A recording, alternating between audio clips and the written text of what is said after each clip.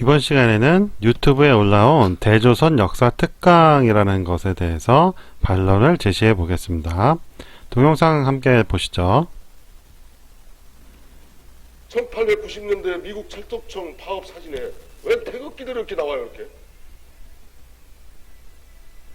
여기가 철도청 본사인데요. 미국 캘리포니아 쪽에 본사가 있는데 여기에 파업할 때 태극기들이 등장해요. 이거 미치고 환장할 노릇 아닙니까? 자, 1881년부터 1900년도 초까지 미국 동부에서 서부까지 대륙간 운행하는 철도입니다. 이 철도에 태극마크 보이시죠? 태극마크를 달고 다녀요. 노던 퍼시픽 회사라고 해서 미국 철도청 회사입니다. 근데 자, 여기에 태극 마크만 달고 다니는 게 아니라 좀 이따 나옵니다만은 식당 안에 식기 이런 포크까지도 전부 다 태극마크 다 찍혀져 있어요. 역사에도 태극마크가 다 찍혀져 있어요. 지금 현재 이제 미국에 있는 비스마르크 시에 있는 철도 역사입니다. 자, 여기에 구청사입니다. 원안에 있는 게. 여기에 11개 태극마크가 새겨져 있어요. 이 건물 내벽에만. 지금 신청사입니다. 지금 현재 신청사. 여기에도 이 태극마크가 11개가 새겨져 있어요. 구청사는 이제 없애고 신청사를 만드는데 거의 비슷하게 복원을 해놨잖아요.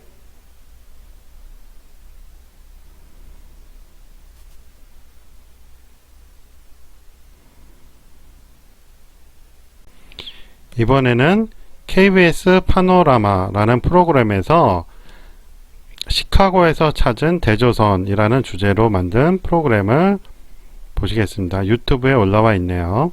잠시 보시죠. 어떻게 태극 문양이 이곳에 있을까? World's Fair there in Chicago. 1894, representative of the Northern Pacific Railroad went to the World's Fair and saw the Korean flag. It impressed him quite a bit, and he adopted it to his railroad. I see. Well, look at that. The Columbian Exposition figure in the tail of the Northern Pacific envelope. Do you know?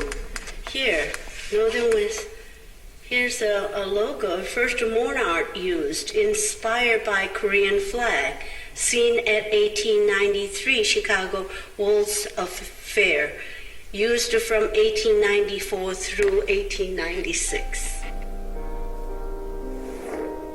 태극기를 보고 영감을 받았다고 밝히고 있다.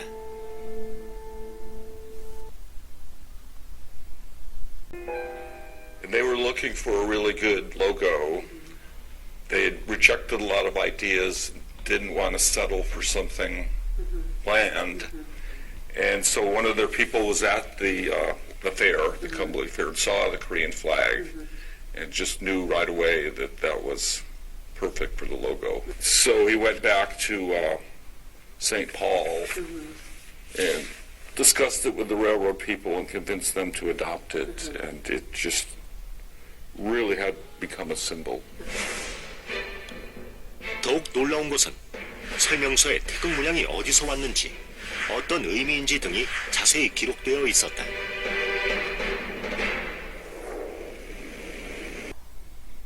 방금 KBS 파노라마 프로그램에서 보셨듯이 미국의 철도 회사에서 로고를 찾던 중 박람회에 참가했던 당시 조선의 태극기를 보고 그것을 로고로 채택했다라고 설명하고 있습니다. 그 기록을 미국에서 남기고 있죠. 그런데 이러한 기록은 인정을 안 해요. 인정은 안 하고 이건 다 나중에 조작된 거다 이러면서 대조선이 아메리카에 있었기 때문에 태극기가 쓰여진 거고 철도청이 파업할 때도 태극기를 들었다라고 주장을 하는 것이죠.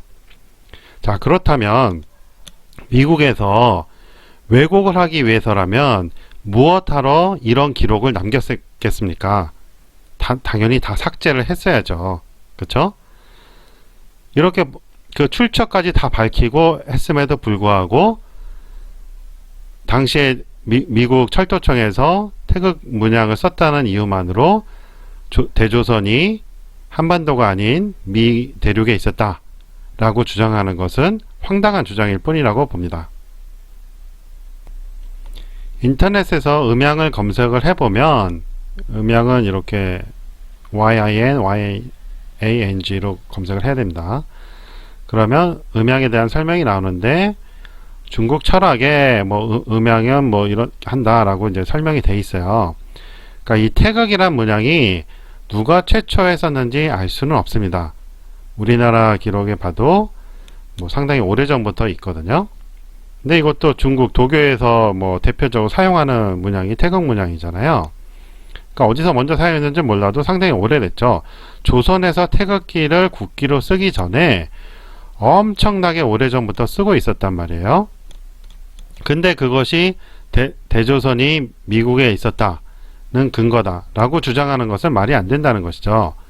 왜냐하면 그 미국의 철도회사에서 그 이 태극기의 태국 문양에 대해서 조사를 했다고 아까 KBS 파노라마에서 밝혔잖아요.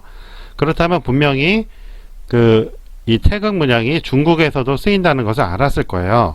그럼에도 불구하고 그 당시 시카고에 그 박람회에 참가한 조선의 국기에서 봤기 때문에 조선의 국기 모양을 보고 로고로 만들었다고 밝히고 있어요.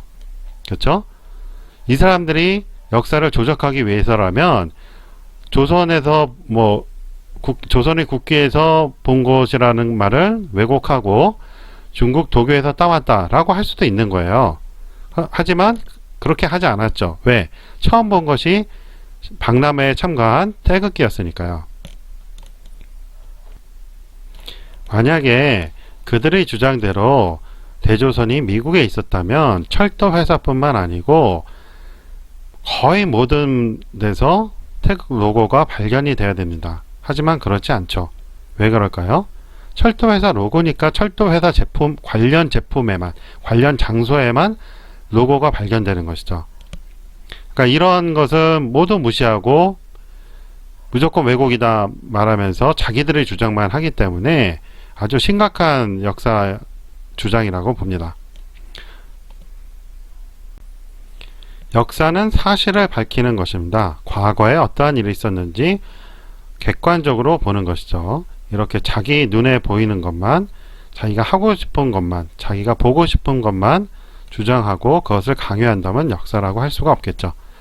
좀 더 객관적인 증거를 들이대면서 대조선이 전 세계를 지배했다라고 하면 좋은데 그러한 객관적인 증거는 저는 아직까지 발견하지 못했습니다. 지난 첫 시간에 보여드린 대조선국 전도를 봐도 한반도에 대조선이 있었던 것이죠. 그것도 고종 때 잠시 몇십 년 동안만 썼던 것입니다.